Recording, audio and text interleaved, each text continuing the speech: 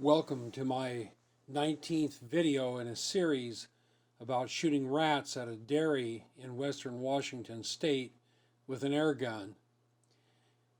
This video does include images of rats being shot and killed with an air gun, so if you are offended by these images, please leave now and find something else to watch. I'm going to talk briefly at the beginning of the video and then shut up and just let you watch me shoot. One of the most common comments that I get are from people who are concerned about the rats' continual kicking after they've been shot. So I've put this sequence right at the first. This is a rat that was clearly shot squarely through the head, bleeding out at a terrific rate, and even though it's a perfect headshot, you can see all of this vigorous activity before he is suddenly still.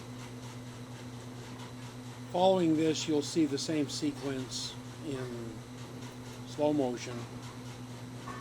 The reason is to clearly show that this rat, at the time that the shot was taken, it literally goes right through his eye, obviously severs the ear canal, completely discombobulates the brain, I'm sure. All brain function has ceased. Any meaningful brain function has ceased. And you can see there's even a period of time here where the hydrostatic shock of the pellet impact has prevented the bleeding from starting, and then it does start. And you see a profuse bleeding, so the blood pressure has probably dropped off dramatically. The brain function has stopped. And for a brief period of time here, you can see the rat is still.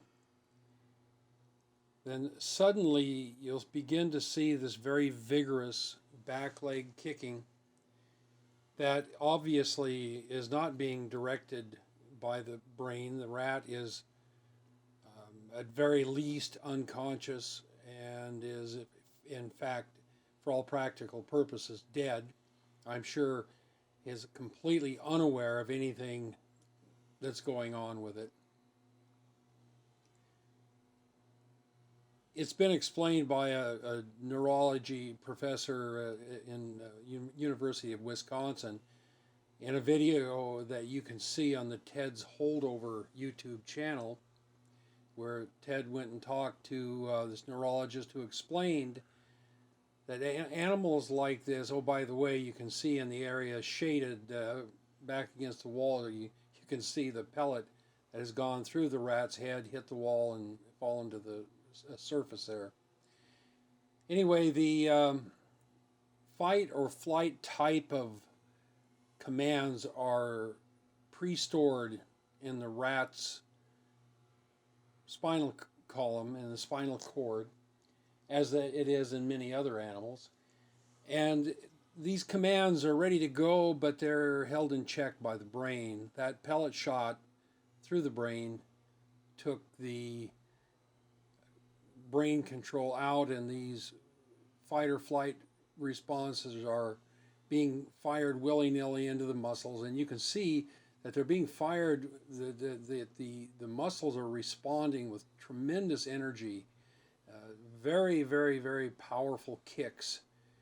And as soon as those messages are depleted, you'll see this rat will go completely still.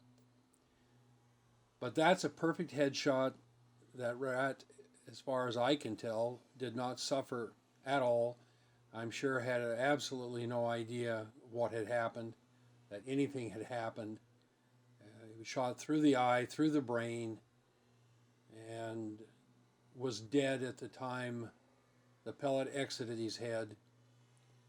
But all of this activity that follows looks like, to those who don't understand, it looks like a rat that is suffering and should have been killed more quickly, which is far from the truth.